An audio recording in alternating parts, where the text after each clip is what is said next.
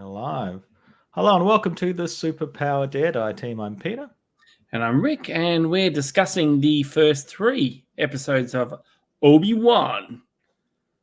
You were wise to hide her from me.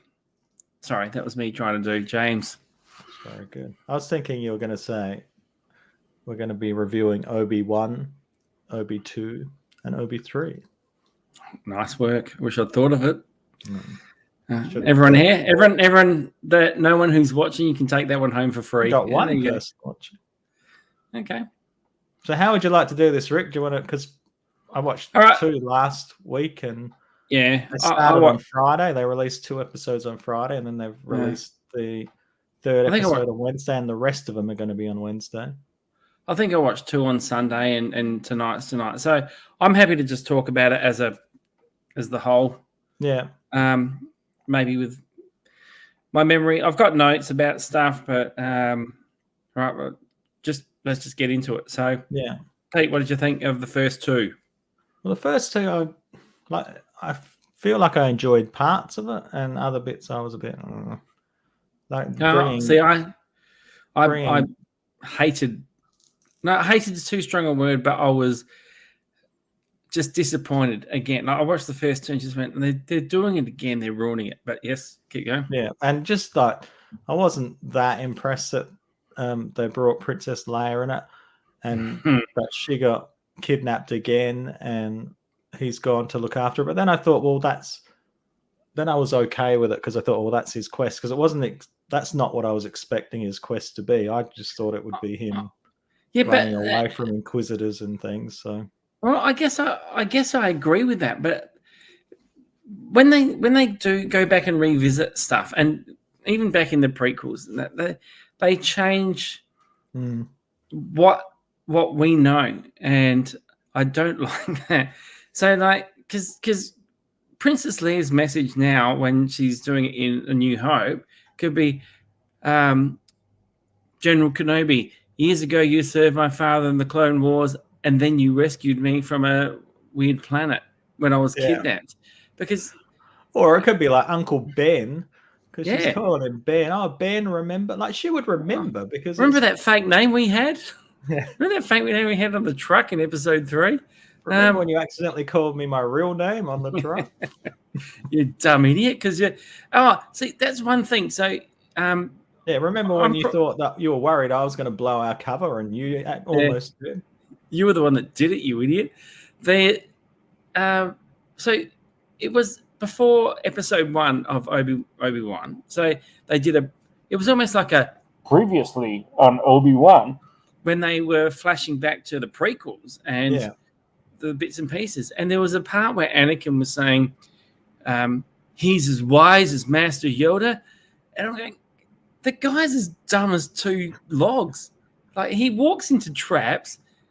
In this episode, he gives away their identity almost to the Stormtroopers. Like, he's not as wise as anyone, unless... He's pretty quick to make rash decisions too. Like, today they went to those coordinates to meet the people, and they just because they weren't he's just like, they're not here. They're not meeting us. Yeah. He's got that really... And that's why he would be able to sense things a bit better, being the master Jedi that he is. But they have so much that's wrong. Yeah, they set up the Inquisitors in the first 2 episodes, and I've watched Star Wars Rebels, and they were quite prominent in that. I think I'm not sure if they were in the Clone Wars. I've never watched that, but I know that they had them in Star Wars Rebels. And you've got this. Is it Raya, the character? Who's sort of a bit of an outsider of the Inquisitors, but she's just wanting that power and recognition from Darth Vader. So she wants something else. Quite a strong character. I quite like her, and I didn't expect the lead Inquisitor, because I think they got a name actor for the lead Inquisitor. I didn't expect him to get killed in the first couple of episodes. So, but I think she wants more, because there was a point in episode 3 tonight where she found where they hide the Jedi and help, and she found a symbol that she kind of went, and even Vader said something about I'll remind me about that a bit later. Yeah. Her finding that stuff. Yeah, but he said something about like if you do this, you'll get what you want. You'll be the like Grand Inquisitor. Yeah, but that's not what she wanted. There was something else he said, but I can't remember. I thought it was that she wanted to be the boss of the Inquisitors, the Grand Inquisitor. No, I think there was you find him for me, and you'll find what you want. Something like that. There was something a bit deeper. I thought that's what it was. Yeah. But yeah. So she like killed her boss basically without anyone else seeing, and now she's blamed Kenobi on that. But what I didn't like about her, and it's not her fault, but the whole parkour scene. Like, when did parkour become such a thing in Star Wars? Jedi. That's how. I just don't. I don't. They like flip it at all. They flip and they can do backflips and stuff. Nah, but all the running over the top of buildings and things like parkour is only probably exciting when it's actually people actually doing it for real, not in TV shows. The only good TV show parkour scene that I've seen is in one of the opening scenes of The Office. That was the best parkour scene that I've ever seen. I think parkour is owned by Disney. Parkour? Parkour's owned by Disney. It has to be in there. So I don't know. Parkour park. All right. So if I'm going to review all 3 episodes, let's just go. I say all 3 as a whole. I was really disappointed in the first 2, and there were reasons that I was. And that's because the things they did in there don't tie up with the lore that we know. It's like picking a thread on a sweater or something. They keep they're going to unravel everything that came before it. So, but I didn't love tonight's episode, but it had a lot of redeeming features. And I don't want to say it's because of Darth Vader, but it was because of Darth Vader. And not because of him, because A, they brought James L. Jones back as the voice. I'm absolutely happy with that. But 2, there was that, I think it was the resolution of stuff between him and Obi-Wan. And that's the only reason. That was the only part that I got invested in. It was like, okay, here's 2 characters that we know. This is the first time they've met since. Yeah, and I did think watching it, I thought of the line in Star Wars where he says he's more machine now than man. Yeah, and I guess if he hadn't met him, like him as Darth Vader, he wouldn't know that. Yeah. So I guess that sort of ties that up. But he was also just brutal and horrible, like Darth Vader. Like he's just going through a street, and I'm guessing it was to draw. It was. Yeah, that's what I thought too. Yeah, but he even like snapped a kid's neck. Yeah. I put it back and thought that I didn't see that, did I? Maybe it was some old person or something, but no. But Disney Plus, that's pushing the boundaries. I didn't mind it because when we're introduced to Darth Vader, he's intimidating and everyone's scared. Although there are kind of 2 versions of Darth Vader really out there. So there's the New Hope Darth Vader when he's on Governor Tarkin's leash. So he's just like the attack dog sort of thing. Yeah. And then there's Empire when he's the henchman. Then there's Empire when he really becomes number 1. He becomes the bigger character. So here he's not on anyone's leash. He's just walking around. He lives on a volcano. This was more of a Rogue One Darth Vader. Yeah. And so I don't know how he goes from being that to being you need to be the henchman. I don't know when does that happen. So maybe just Tarkin's just a real. But that's the thing about screwing with the timeline and the actual lore of things. In this, do you think? I hope so. I hope they have a CGI. What's his name? Improved the CGI since Rogue One. So I thought there was a bit of some mistakes or things that didn't make sense in tonight's episode because. Yep. The Leia and this woman are going down a tunnel. Yep. Oh, yeah. And Leia said, like, they want to go and help Ben. Leia says, "Leave me. I'm going to go help Ben Kenobi. I'll go and help Ben Kenobi." Yep. And so she leaves him. And meanwhile, I think it's Raya. Like, it's one of the Inquisitors, basically the lead. The one with dark hair, the long plaits, yeah. So she finds the hideout And here's a tip: if you're at a safe house and you don't want to be found, don't write your name on the wall where you're staying. It's probably not a good idea. Airbnb. Oh, what are they doing? Oh, that's crazy. And don't leave your rebel symbol on the wall for the Empire to find it. Yeah. And so she's going down one end of the tunnel, and the lady that was helping Leia is going back the to other the end. They don't cross over. No. I think the Inquisitor went around the outside to go find her at the other edge. Because she ends up getting there before Leia. Yeah. And the next we see the other woman, she's rescuing Obi-Wan. So yeah. I couldn't work out, like, was there another tunnel? Was there another offshoot? She found Ben Kenobi pretty quick too. Yeah, she did. But I was expecting them to, like, her to sacrifice herself for Leia while this woman's trying to get to them. That's what I thought that too. So, but I liked that scene that. So Obi-Wan even now is weaker against Darth Vader. Like Darth Vader was kicking his ass, and then wanted to make him suffer. So put him through the fire. So that might, apart from him catching that transport from his old job, I don't think he's got his job anymore, where he cuts up meat for the other dinosaur. But he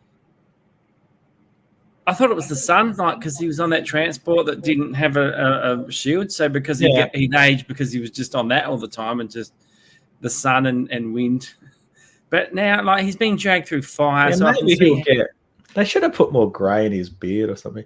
But no, there was a thing, and I think it was in episode 2 when he was going to rescue Leia, and it really was one of those lines where it was meant to make him sound older than what he is. Yeah, she said, "Pretend I'm your dad," and she's like, "Dad, dad or grandfather, more like it." It's like, really? No, he could pass his dad. It's fine. So before Vader came back, they were on this planet that the guy in the last episode had sent them to, and they get picked up by some alien that I've never seen in the Star Wars universe. Oh yeah, squid facey thing. Yeah, I was trying to work out, like, the voice sounded familiar. I thought it might be Jon Favreau, and you said, who did you say? Fans were thinking it was Seth Rogen. Yeah, but at the end it says it was Zach Braff, so that sort of made sense.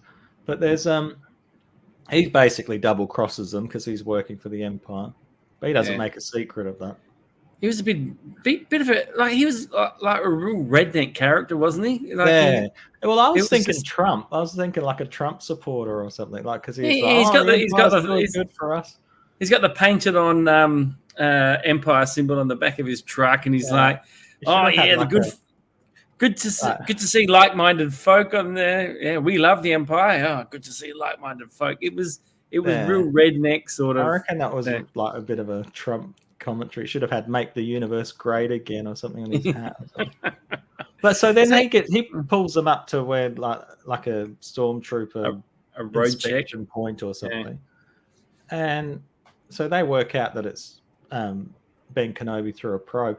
But I was just wondering, why is he not using the Force still? Like, he's using a gun shooting people because he's still trying to hide the fact he's a Jedi. So they found him. No, they're not sure yet, so he's still trying to hide that fact.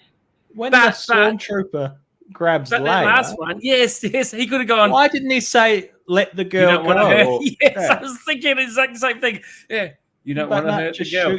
I don't want to hurt the girl. Put your gun down and walk away. I don't even think he picked up a gun in the first Star Wars, but anyway, he didn't, because they're primitive weapons. Didn't he say that in Clones, Attack of Clones? So I'm glad you picked up on that one, because I just thought, all right, so all the other stormtroopers are dead. There's only one left, and he's got the gun, and he could have just gone, "You don't want to hurt the girl. Walk away. Walk into the desert and die of starvation or something." Yeah. Or just. And there was one other thing there that was Disney-fied. You did not see me, or I am not the one you're looking for. That's his line from. I don't know why. So there was another thing that was Disney-fied in this one, was when the second lot of stormtroopers came up, there was a female stormtrooper in there. And I was just going, I'll just let you finish that. But no, but it was like the original series did not. I'm not saying they didn't have female stormtroopers, but it had. No, Generally, they've been a male kind of dominated thing, and so there was female story. I mean, I don't have a problem with it, but it's I kind of just do. what it is. Yeah. Do you know when I was a kid and watched the first Star Wars, I thought stormtroopers were robots. I didn't think So did I. Yeah. People inside suits, and I always wondered how did when they dressed up as stormtroopers, how did they get all the the wires and the bolts and all the pieces, all the mechanics out of those suits so quickly? So you know what I noticed too, which is probably another nerd thing, but when the stormtroopers sat next to them in the transport when they were when the redneck was taking them, but I think every single stormtrooper had a different size kind of helmet or uniform. Everything was just a little bit different. None of them were exactly the same. Some were dirtier, and some were had some little blue markings and things on them. And I love that part about when he's trying to get whatever his name was, Ben, but his fake name. So tell us, how did you end up here? Oh, it's a long story. Well, it's a long trip. So Ben spends 30 seconds telling the story, and then it's just like, this is our stop.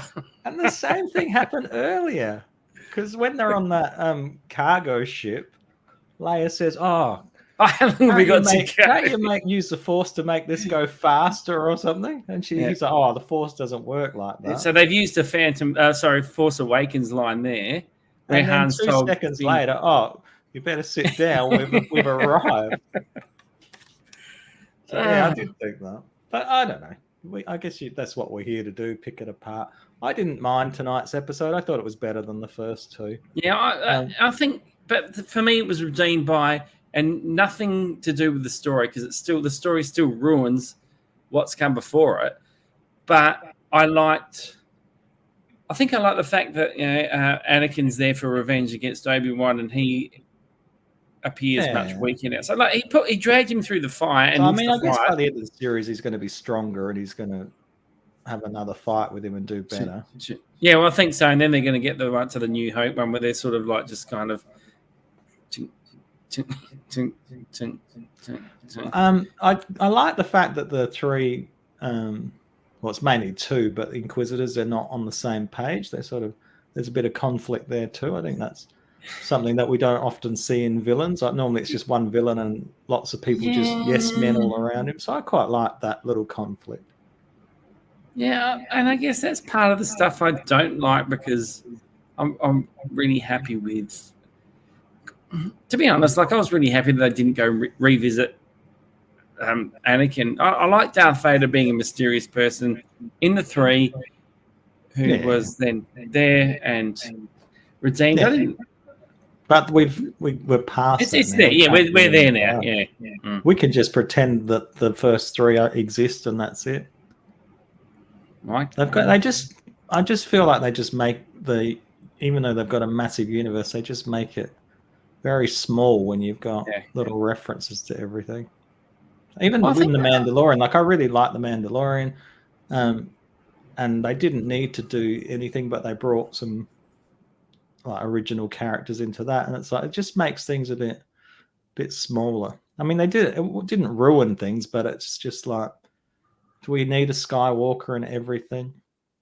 But I think they were trying a little bit to do that in this one, because there's some scenes on Alderaan when little Leia's talking to her dad, who's an older Jimmy Smits than I get confused. And then, but she was talking to me, and they sort of laugh about, how about that time he pulled you out of this? And they're referencing things that we haven't heard. So it's like, it wasn't like I was in that bantha nest, or. That's going to be the prequel to the prequel. That'll be like the Ben Kenobi prequel, or Leia the toddler years or something. The toddler years. So I don't know. After episode 1 and 2, I've forgotten what I was going to say, but there's something about the Jimmy Smith stuff that I thought as well, but I can't remember now. I think something that bothers me too. So this is clearly set before Star Wars, which was made in 1977. I understand that, but the tech is just so much better than you got droids flying around, unloading cargo ships and stuff like that. When you had nothing like that, and they were restricted by the technology. But so try and work within those boundaries instead of going, "Oh, look what we can do these days." She's got a little droid that I've already seen toys for on the internet. I mean, that's kind of cynical. That was a bit of a BB-8 thing. Like, even though BB-8 wasn't a bad character, that was just to sell different toys. BB-8 was good in Force Awakens, and then just turned into nothing. Doesn't do anything. Like pretty much all of them. Sums up. Yeah, all the characters in the Force Awakens are good, and then they do nothing for 2 other sequels. All right, so I think we both feel this is okay from what. I didn't like the first 2 at all because it just felt like it was just putting too many more holes in the original story. But this one, while I still didn't love it, I think it was better. And definitely. I felt that it was the best episode. Yeah, and absolutely, it's the best of the 3. I'm not saying it's great, but maybe I misunderstood what was happening in the tunnels or something. I don't know. Tunnels are tricky things, like. Especially when they look like they've been built there for hundreds of years. I don't know, but I don't know. Look, I'm going to give episode 4 a go. If episode 3 had turned out the same as the first 2, I was ready to just walk. Ready to bail. Yeah, I was ready to go. But there's a couple of things that happened here that I thought could make it more interesting. So I'm going to stick with episode 4. But episode 4 is shit. I'm out. All right, that would be good for the show. You can do it by yourself. It's just a blank screen next to you. Hello, this is Peter. Rick's not here. He's out. I almost did that one week for the Moon Knight because you went away. But anyway. All right. Well, thank you for watching our ramble about the first 3 episodes of Obi Wan Kenobi. If you enjoy our show, please like it. Please make comments and please make comments to our channel. Yeah. But I'm more than happy to argue my point with people in the comments. So if you disagree, please put something there. I'm happy to back myself in. And we'll have a movie review out on Friday, and we'll see you back live next Wednesday. See ya. See ya.